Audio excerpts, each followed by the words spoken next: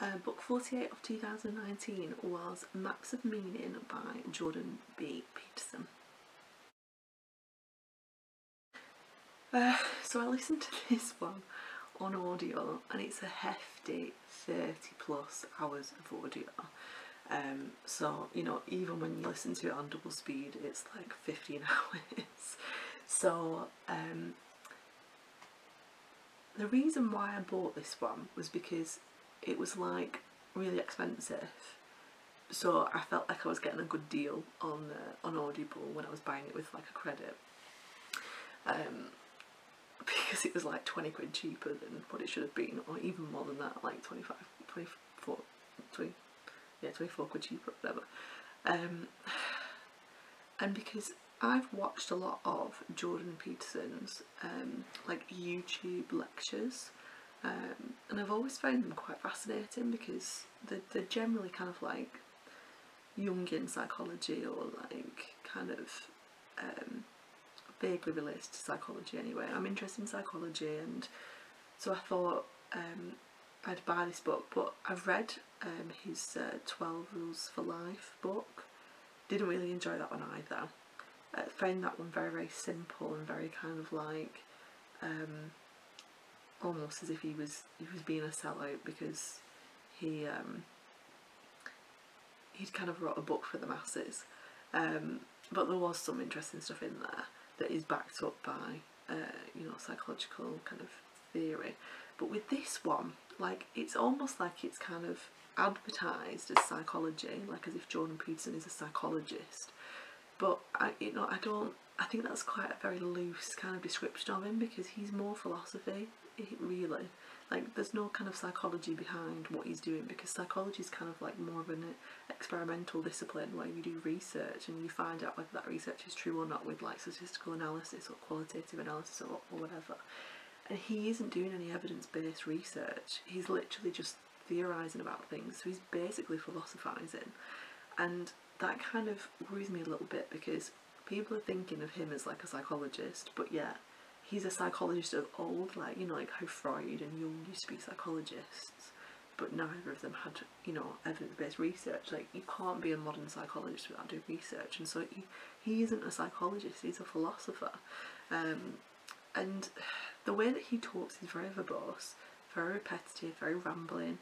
He quotes a lot of work from other authors, and it's almost like, I mean, I'm reading another book, or listening to another book called The Intelligence Trap, and it's talking about how people who are quite intelligent, and he does come across as being quite intelligent, they have a way of kind of like rationalising things so that it seems right in their mind.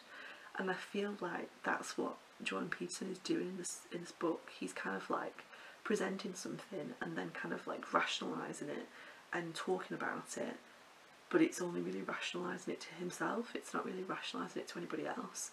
Like, I was listening to it and thinking, like, he's making very circular arguments, he's not kind of, his logic isn't quite there, and it was because it was so rambling, it was difficult to follow at times. It was just kind of like, what is your point? Like, what are you kind of trying to say? And I was just really, really bored. The book's more kind of like theology and mythology and anthropology, and kind of talking about, like, it's called Maps of Meaning, so it's kind of like he's trying to map out like belief systems like across time, and looking at kind of literature and stuff like that, but it's not done in a kind of like experimental way, or a kind of like a data analysis way. It's kind of just alluding to stuff all the time, and so it's almost like the book is his way of processing what he thinks about things, but no one else is like along for the ride. Like, I almost feel it's like a little bit like when someone does like their PhD and they're really into it and they really understand it, but like nobody else really gets it. I kind of comes across like that, and I just kind of think, like, who is reading this and thinking that this is good? Because honestly, like, I was listening to it and thinking, there's just nothing in here that's interesting. And like, I love his lectures that are on the, you know, on YouTube. Like, I think they're great and they are fascinating, especially when he was talking about like Jungian archetypes in fairy tales and stuff, and I ended up reading a book on it, you know, by another author, and found it really, really interesting, because yeah, symbols could be in stories, and they've followed us all this time, and then maybe there's something there that needs deeper analysis and understanding, like human psyche and stuff. We're not kind of there yet in kind of analysing it, because, you know, it's not very scientific and stuff, and that's like the way that our viewpoints are at the minute, which is not necessarily true. But yeah, I wouldn't recommend reading this book. Like, it's kind of, it's just really boring, and I didn't learn anything from it, and I just was kind of thinking, should I read these books that he's referencing? And I'm thinking, no, I'm not going to, because they'll be just as bad as what this one is. And my review that I wrote for it is absolutely scathing, so, you know,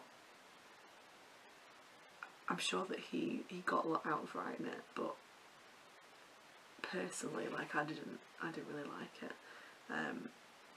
And actually, I kind of want to say as well on him, like, there's a lot of kind of people who think that he is, like, you know, thinking bad things about him because of the media and stuff, which I think is all rubbish. Like, I think they're trying to discredit somebody and kind of, you know, bring them down like people in America usually do. And a lot of the people that kind of say bad things about him, it's literally come out of the media. Like, it's not coming out of their own mouths and their own opinions. Like, I was on a dating app, I think it was Bumble, and because I review books, it was on my Instagram, and one of the guys I was talking to kind of brought it up about how he's crazy, and I was like, why is he crazy?